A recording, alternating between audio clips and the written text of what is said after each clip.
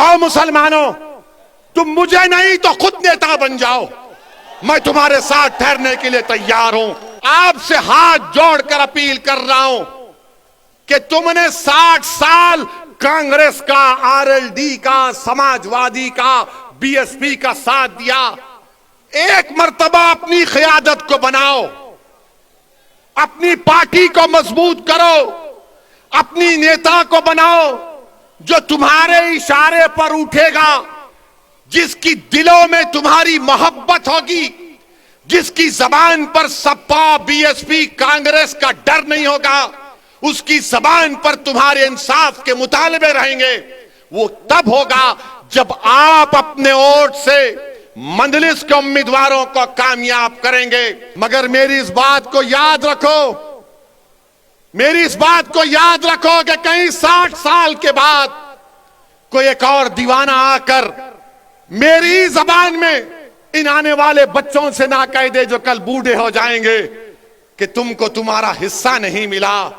हिस्सा उसी वक्त मिलेगा जब आप उठ खड़े होंगे, सियासी क़यादत बनाएंगे, अपने वोट से अपनी पार्टी को कामयाब करेंगे।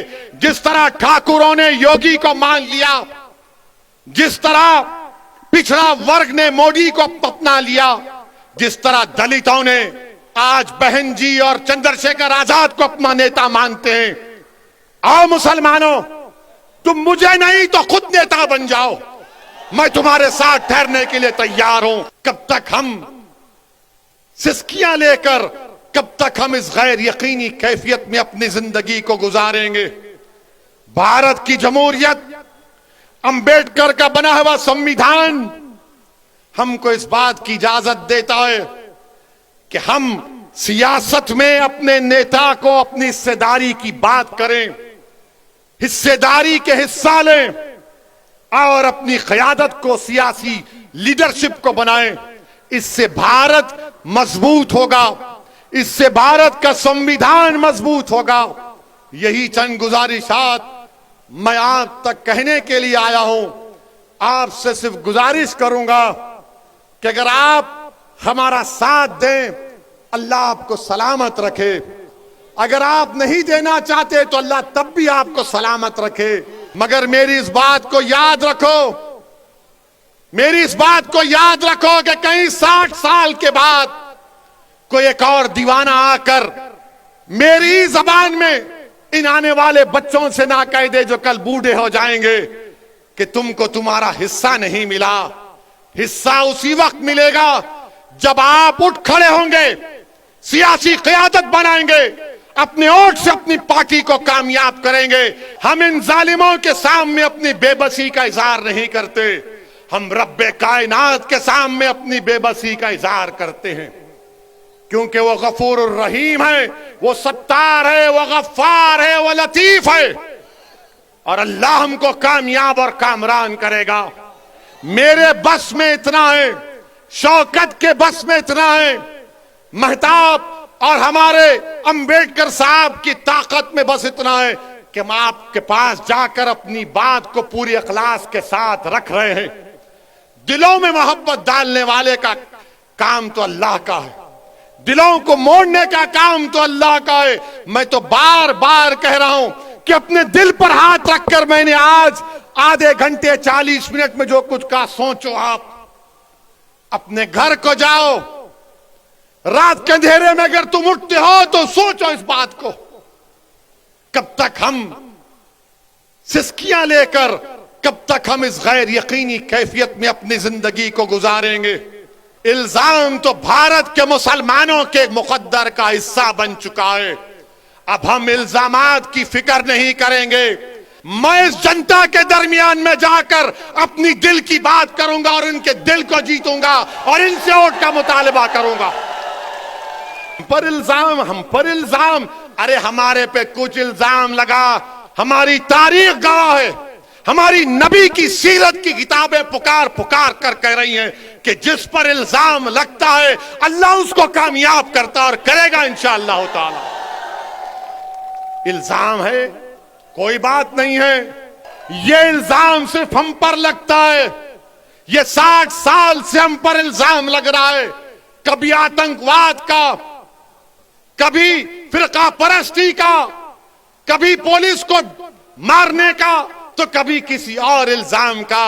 मेरे गयूर नौजवानों, मेरे इज्जतदार कौमर मिल्लत के बुजुर्गों, उलमाए दीन से मैं आपसे गुजारिश कर रहा हूं कि इन ख्वाबों को पूरा उसी वक्त किया जा सकता है जब हम अपनी पार्टी के सियासी नुमाइंदों को कामयाब करेंगे।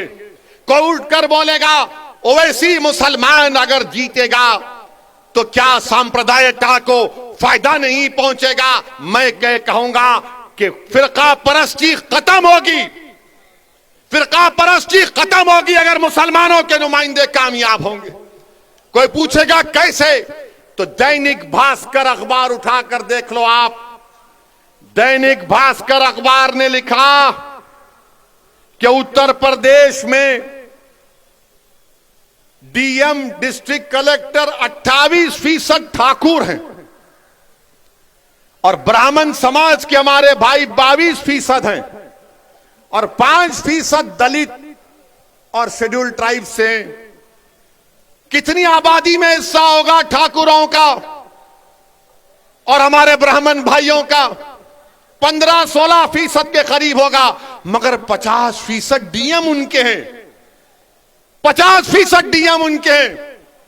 समाजवादी की सरकार हो, बीएसपी की सरकार हो या बीजेपी की सरकार हो, ठाकुर और ब्राह्मण विधानसभा में 25 से 27% नजर आएंगे और 19% मुसलमानों की हिस्सेदारी की मैं बात कर रहा हूं।